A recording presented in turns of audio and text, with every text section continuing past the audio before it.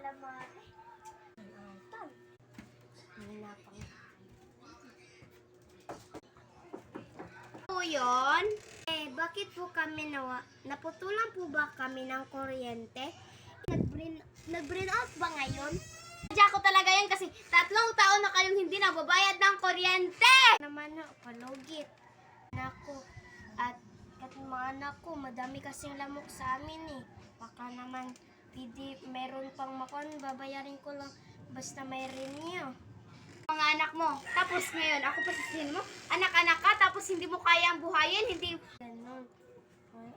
Mukhang nasasakit ka na magsalita.